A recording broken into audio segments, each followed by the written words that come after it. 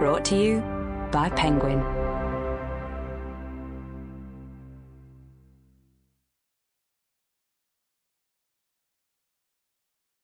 Aristotle's Way, How Ancient Wisdom Can Change Your Life, by Edith Hall. Read for you by Sian Thomas. This book is dedicated to the memory of Aristotle the Stagirite, son of Nicomachus and Phaistis. Introduction. The words happy and happiness work hard. You can buy a happy meal or drink a cheap cocktail during happy hour.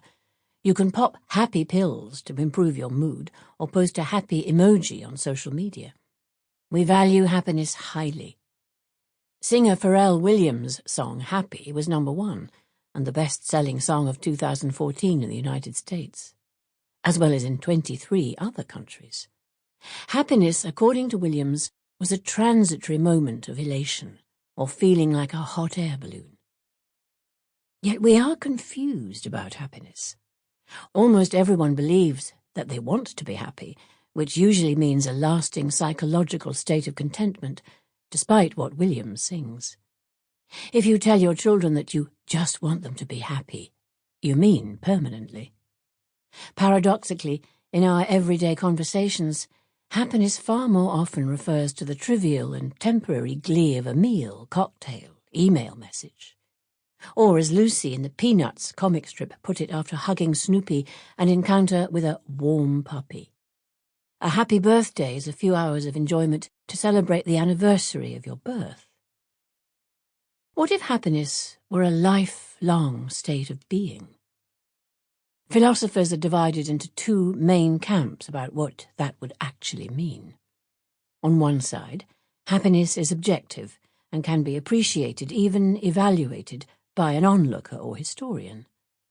It means having, for example, good health, longevity, a loving family, freedom from financial problems or anxiety. According to this definition, Queen Victoria, who lived to over 80, gave birth to 9 children who survived into adulthood, and was admired around the world, had a clearly happy life. But Marie Antoinette was clearly unhappy. 2 of her 4 children died in infancy. She was reviled by her people and executed while still in her 30s. Most books about happiness refer to this objective well-being definition, as do the studies set up by governments to measure the happiness of their citizens on an international scale. Since 2013, on the 20th of March, every year the United Nations has celebrated the International Day of Happiness, which seeks to promote measurable happiness by ending poverty, reducing inequality, and protecting the planet. But on the other side are philosophers who reject this, and instead understand happiness subjectively.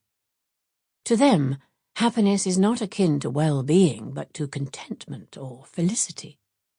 According to this view, no onlooker can know if someone is happy or not, and it is possible that the most outwardly boisterous person might be suffering from deep melancholy. This subjective happiness can be described, but not measured. We cannot assess whether Marie Antoinette or Queen Victoria was happier for a greater proportion of her time alive.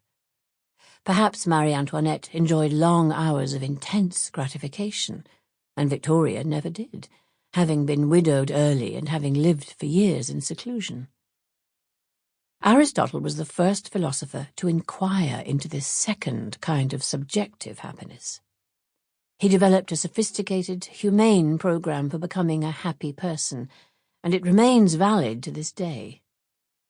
Aristotle provides everything you need to avoid the realization of the dying protagonist of Tolstoy's The Death of Ivan Ilyich, 1886, that he has wasted much of his life scaling the social ladder and putting self-interest above compassion and community values, all the while married to a woman he dislikes. Facing his imminent death, he hates his closest family members, who won't even talk to him about it. Aristotelian ethics encompass everything modern thinkers associate with subjective happiness: self-realization, finding a meaning. Sample complete. Ready to continue?